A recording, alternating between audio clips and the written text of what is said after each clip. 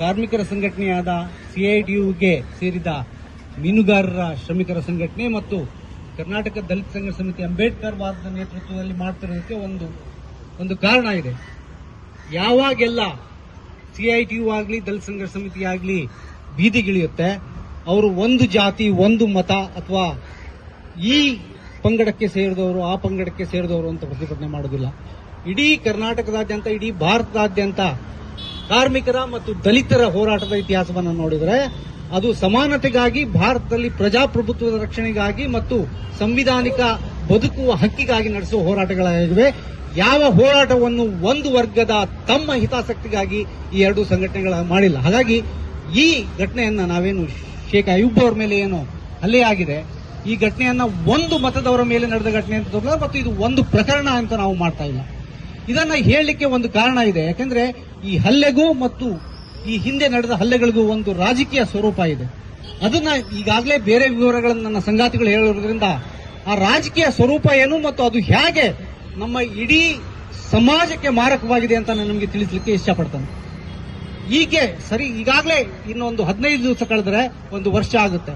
2025 March 8ರಂದು ಈಗೇನು Sundar master ಹೇಳಿದ್ರು, ಇದ್ರಿಸ್ ಹುಡೆ ಅವರು ಹೇಳಿದ್ರು, ಆ ಲಂಬಾಣಿ ಮಹಿಳೆ ವಲಸೆ ಬಂದಂತಹ ಶ್ರಮಿಕ ಕೆಲಸ ಮಾಡ್ತಿದ್ದಂತಹ ಲಂಬಾಣಿ ಮಹಿಳೆಯ ಮೇಲೆ ಮರಕ್ಕೆ ಕಟ್ಟಿ ಹಾಕಿ ಸಾರ್ವಜನಿಕವಾಗಿ ಹಲ್ಲೆ ಮಾಡಿದಂತಹ ಒಂದು ಪ್ರಕರಣ ಏನ್ ನಡೀತು, ಅದಕ್ಕೆ ಈಗ ಒಂದು ವರ್ಷವಾಗ್ತಾ ಇದೆ.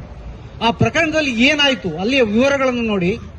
ಆ ದಲಿತದ ಪ್ರಕರಣ ವಿಡಿಯೋ ಮಾಡಿ ಅದು ಸಾಮಾಜಿಕ ಜಾಲತಾಣಗಳಲ್ಲಿ ಪ್ರಸಾರವಾಗಿ ಸಮಾಜ ಕಲ್ಯಾಣ ಇಲಾಖೆಗೆ ಅದನ್ನ ನಮ್ಮ ದಲಿತ ಸಂಘರ್ಷ ಸಮಿತಿಯವರು ಮುತುವರ್ಜಿ ವಹಿಸಿ ಸಮಾಜ ಕಲ್ಯಾಣ ಇಲಾಖೆಯ ಮೇಲೆ, ನನಗೆ ನೆನಪಿದೆ, ಒಂದೇ ದಿವಸದಲ್ಲಿ ಒತ್ತಾಯವನ್ನ ಹೇರಿ ಸಮಾಜ ಕಲ್ಯಾಣ ಇಲಾಖೆಯವರು ಪೊಲೀಸರೊಂದಿಗೆ ಯಾರು ಆ ಹಲ್ಲೆಯಲ್ಲಿ ನಿರತರಾಗಿದ್ರೋ ಅವರ ಮೇಲೆ ಎಫ್ಐಆರ್ ಮಾಡುವಂತ, ನಂತರ ಅವರನ್ನು ಬಂಧಿಸುವಂತ ಕೆಲಸವನ್ನ ಮಾಡಿದ್ರು.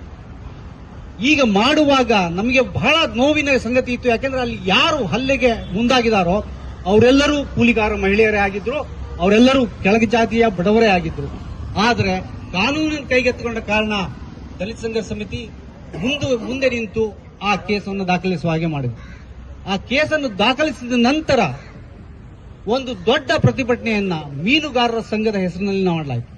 ಅದು ಮೀನುಗಾರರ ಸಂಘದ ಹೆಸರಿನಲ್ಲಿ ಮಾಡಿ ಅಲ್ಲಿ ಒಂದು ದೊಡ್ಡ ರಾಜಕೀಯ ಸಭೆಯನ್ನು ಮಾಡಲಾಯಿತು. ಅದು ಮೀನುಗಾರರ ಸಂಘದ ಹೆಸರಲ್ಲಿ ನಡೆದಿದ್ರೂ ಸಹ ಅಲ್ಲಿ ಎಲ್ಲಾ ಮೀನುಗಾರ ಬಂಧುಗಳು ಅಲ್ಲಿ ಮಾತಾಡಲಿಕ್ಕಿತ್ತು.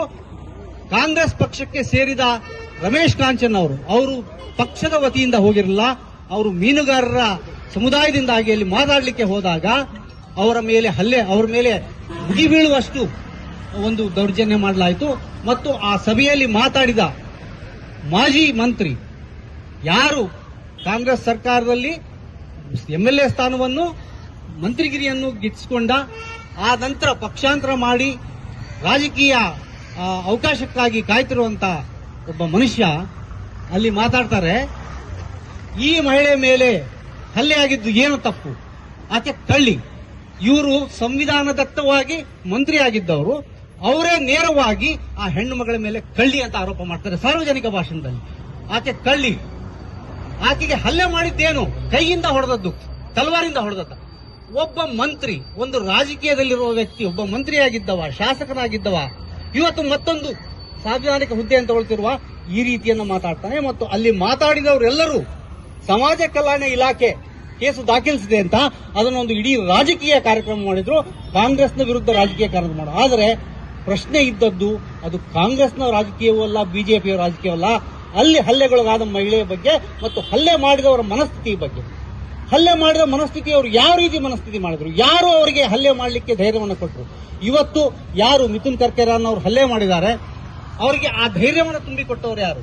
ಇಲ್ಲಿಯ ಶಾಸಕರು. ಮತ್ತು ಅಲ್ಲಿ ಏನು ಆ ರೀತಿ ಸಂವಿಧಾನ ವಿರೋಧಿಯಾಗಿ ಮಾತಾಡಿದ, ಯಾವ ಸಾಕ್ಷಿ ಪುರಾವೆ ಇಲ್ಲದೆ ಯಾರು ಹಿಂಸೆಗೊಳಗಾದವರು ಅವ್ರನ್ನೇ ಕಳ್ಳಿ ಅಂತ ಕರೆದ್ರು, ಕೈಯಲ್ಲಿ ಹೊಡೆಯೋದು ತಪ್ಪಲ್ಲ, ತಲವಾರಿಂದ ಹೊಡೆಯೋದು ಸರಿ ಅಂತ ಮಾತಾಡಿದ್ರು.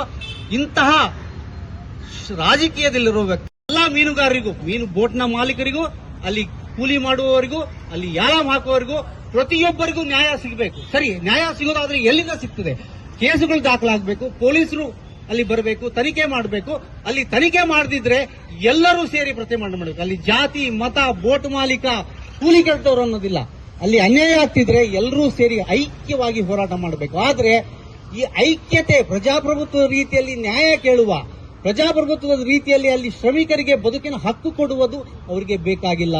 ಅವರು ಇಡೀ ಆ ಏನು ಉತ್ಪಾದನಾ ಕ್ರಿಯಾದ ಸ್ಥಳ ಇದೆ ಅದನ್ನು ತಮ್ಮ ರಾಜಕೀಯ ಸಂಘಟನೆಗೆ ಮತ್ತು ತಮ್ಮ ರಾಜಕೀಯ ಸಂಘಟನೆಯ ಉದ್ದೇಶವಾದ ಜನರನ್ನ ಜಾತಿ ಮತದ ಹೆಸರಿನಲ್ಲಿ ಒಡೆದು ತನ್ನ ಕಾಲಾಳುಗಳನ್ನ ಹೆಕ್ಕಿಕೊಳ್ಳಿಕ್ಕೆ ಆ ಇಡೀ ಪ್ರದೇಶವನ್ನು ಉಪಯೋಗಿಸ್ಕೊಂಡು ಮಾಡ್ತಾ ಇದ್ದಾರೆ. ನಮ್ಮ ಶಾಸಕರು ಫುಟ್ಬಾಲ್ ಆಡೋ ಹವ್ಯಾಸ ಇದೆ ಅವರಿಗೆ. ಗಂಟೆ ಅವ್ರನ್ನ ಫುಟ್ಬಾಲ್ ಆಡ್ತೀನಿ ಅಂತ ಹೇಳ್ತಾರೆ. ಒಬ್ಬರೇ ಆಡ್ಲಿಕ್ಕೆ ಆಗೋದಿಲ್ವಲ್ಲ, ಹಾಗಾಗಿ 11 ಜನರನ್ನ ಒಂದು ಟೀಮ್ ಅನ್ನ ಕಟ್ಟಲಿಕ್ಕೆ ಈ ರೀತಿಯ ದರಿದ್ರ ರಾಜಕೀಯವನ್ನ ಜನರನ್ನು ನೋಡಿಕೆ ಫ್ಯಾಸಿಸ್ಟ್ ರಾಜಕೀಯಕ್ಕೆ ಆ ಇಡೀ ಬಂದರು ಪ್ರದೇಶವನ್ನು ಆಡಂಬಲ ಮಾಡಿಕೊಂಡಿದ್ದಾರೆ. ಹಾಗಾಗಿ ಇದು ಬರೀ ಒಂದು ಕ್ರಿಮಿನಲ್ ಪ್ರಕರಣ ಅಲ್ಲ, ಮತ್ತು ಆ ಏನು ಒಂದು ವರ್ಷದ ಹಿಂದೆ ಏನ್ ನಡೀತು ಅದು ಬರೀ ಕ್ರಿಮಿನಲ್ ಪ್ರಕರಣ ಅಲ್ಲ, ಇವತ್ತು ನಡೆದದ್ದು ಬರೀ ಕ್ರಿಮಿನಲ್ ಪ್ರಕರಣ ಅಲ್ಲ, ಅದು ಕೆಳ ಜಾತಿಯವರ ಮೇಲೆ, ಅಧಿಕಾರ ಇಲ್ಲದವರ ಮೇಲೆ ನಡೆಯುತ್ತಿರುವ ನಿರಂತರವಾದ ಫ್ಯಾಸಿಸ್ಟ್ ದೌರ್ಜನ್ಯ. ಯಾಕೆಂದ್ರೆ ಆ ಫ್ಯಾಸಿಸ್ಟ್ ರಾಜಕೀಯವನ್ನ ಅಲ್ಲಿಯ ರಾಜಕಾರಣಿಗಳು ಮತ್ತು ಪಕ್ಷದ ಹಿತಾಸಕ್ತಿಯುಳ್ಳವರು ಮತ್ತು ಒಂದು ಸಂಘಟನೆ ಹಿತಾಸಕ್ತಿಯುಳ್ಳವರು ನಿರಂತರವಾಗಿ ಬಳಸಿಕೊಂಡು ಅಲ್ಲಿ ಕಾಲಾಳುಗಳನ್ನು ಹೆಕ್ಕಿಕೊಂಡು ತಮ್ಮ ಅಧಿಕಾರವನ್ನು ಉಳಿಸಿಕೊಳ್ಳುವ ಒಂದು ಆಡುಂಬೋಲ ಮಾಡಿಕೊಂಡಿದ್ದಾರೆ. ಇದನ್ನ ನಾವು ಸಾರ್ವಜನಿಕರ ಗಮನಕ್ಕೆ ತರಲಿಕ್ಕೆ ಇಷ್ಟಪಡ್ತೇವೆ. ಒಂದು ಸಾರಿ ದಲಿತ ಮಹಿಳೆ ಹಲ್ಲೆ ಆಗ್ತದೆ, ಇನ್ನೊಂದು ಸಾರಿ ವಲಸೆ ಕಾರ್ಮಿಕರ ಮೇಲೆ ಅತ್ಯಾಚಾರ ಆಗ್ತದೆ. ಈ 18 ಮಾರ್ಚ್ 18, 20, 25ರಿಂದ ಫೆಬ್ರವರಿ 26ರವರೆಗೆ ಎಷ್ಟು ಹಲ್ಲೆಗಳು ಎಷ್ಟು ಅತ್ಯಾಚಾರಗಳು ನಡೆದಿವೆ ಅಂತ ನಮಗೆ ಗೊತ್ತಿಲ್ಲ. ಯಾಕಂದ್ರೆ ಅವು ಬೆಳಕಿಗೆ ಬರುವುದಿಲ್ಲ.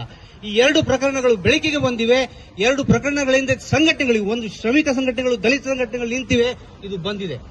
ಇಲ್ಲದೆ ಧ್ವನಿ ಇಲ್ಲದೆ ಅಲ್ಲಿ ಅತ್ಯಾಚಾರವನ್ನು ಸಹಿಸಿಕೊಳ್ತಿರುವಂತ ಸಾವಿರಾರು ಘಟನೆಗಳು ನಡೀತವೆ ಅಂತ ಜನ ಹೇಳ್ತಾರೆ, ಆದ್ರೆ ಅದು ದಾಖಲಾಗೋದಿಲ್ಲ. ಹಾಗಾಗಿ ನಾವು ಇವತ್ತು ಬೀದಿಗಿಳಿದು ಸರ್ಕಾರಕ್ಕೆ ಕೇಳ್ತಾ ಇದ್ದೇವೆ, ಪೊಲೀಸರಿಗೆ ಕೇಳ್ತಾ ಇದ್ದೇವೆ, ನೀವು ಕಣ್ಣು ಮುಚ್ಚಿಕೊಂಡು ಕುತ್ಕೊಳ್ಬಾರ್ದು ಮತ್ತು ಬಂದರನ್ನ ಅವರ ಫ್ಯಾಸಿಸ್ಟ್ ರಾಜಕೀಯದ ಆಡುಂಬೋಲ ಮಾಡಲಿಕ್ಕೆ ಮತ್ತು ಗೂಂಡಾ ಪಡೆಯನ್ನ ಕಟ್ಟಲಿಕ್ಕೆ ಒಂದು ರೆಕ್ರೂಟ್ಮೆಂಟ್ ಗ್ರೌಂಡ್ ಆಗಿ ಮಾಡದೇ ಇರೋದಕ್ಕೆ ನಿಲ್ಲಿಸಲಿಕ್ಕೆ ಅದನ್ನ ಸರ್ಕಾರಕ್ಕೂ ಹಕ್ಕಿದೆ, ಕಾನೂನು ಪಾಲಕರಿಗೂ ಹಕ್ಕಿದೆ. ಆ ಖಾತನ್ನು ನಿರ್ವಹಿಸಬೇಕು ಅಂತ ನಾವು ಕೇಳ್ತಾ ಇದ್ದೇವೆ. ಮತ್ತು ಇನ್ಯಾವತ್ತೂ ಕೂಡ ಅಲ್ಲಿ ಏನೇ ಪ್ರಕರಣ ನಡೆದ್ರು ಪೊಲೀಸರ ಗಮನಕ್ಕೆ ಬಂದ್ರೆ ತಕ್ಷಣ ಅವರು ಮಧ್ಯ ಪ್ರವೇಶಿಸಿ ಕಾನೂನು ರೀತ್ಯ ಕ್ರಮಗಳನ್ನು